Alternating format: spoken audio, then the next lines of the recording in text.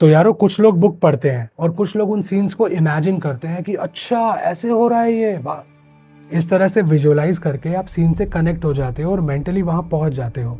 श्री वाल्मीकि रामायण पढ़ रहा था कल, तो महर्षि वाल्मीकि ने इतनी सुंदर डिटेलिंग डाली है कि आप पढ़ोगे तो अयोध्या को, लेकिन विजुअलाइज होगा आपको क्षीर सागर। एक बार साथ में देखते हैं।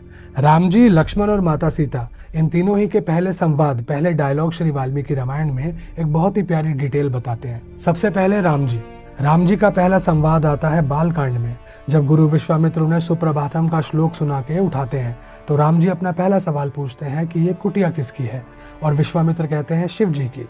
सुबह उठते ही पहला विचार और पहला ध्यान, पहला संवाद शिव जी का। कहते हैं कि क्षीर सागर में जब नारायण अपने योग निद्रा में होते हैं तो वो शिव जी का ही ध्यान करते हैं। अब आते हैं लक्ष्मण, जिन्हें बालकांड में राम जी की परछाई की तरह बताया और दिखाया गया। इनका पहला संवाद आता है अयोध्या कांड में, जब राम जी को वनवास मिलने वाला है, और इनका पहला संवाद राम जी के लिए प्रोटेक्टिव है। कहते हैं कि मेरे शस्त्रों के होते हुए आपको वनवास पे जाने की जरूरत नहीं है, चलिए राजा को बंदी बना ले और अयोध्या पर विजय हासिल करें। लक्ष्मण शेषनाग के अवतार हैं, और शेषनाग हमेशा क्षीर सागर में नारायण को कंफर्ट और प्रोटेक्शन दोनों देते हैं। अब आती है माता सीता।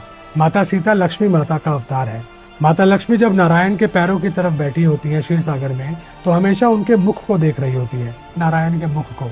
और माता सीता का पहला संवाद आता है अयोध्या कांड में यही। राम जी अपने कक्ष में जाते हैं माता सीता को सूचना देने की ऐसे उन्हें वनवास पे जाना है।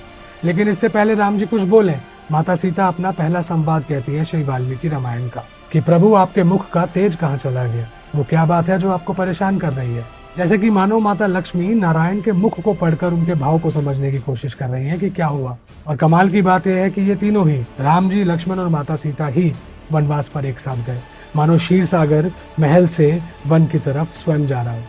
तो राम जी, माता सीता और लक्ष्मण जी के पहले संवाद उनकी क्षीर सागर की लीला को अयोध्या में जीवंत करते हैं, और यही दिखाया महर्षि वाल्मीकि ने। बहुत सुंदर लिखा है रामायण को। आपको जब भी समय मिले पढ़ना, और आपने कुछ नोट किया हो तो जरूर बताना। हरे कृष्णा।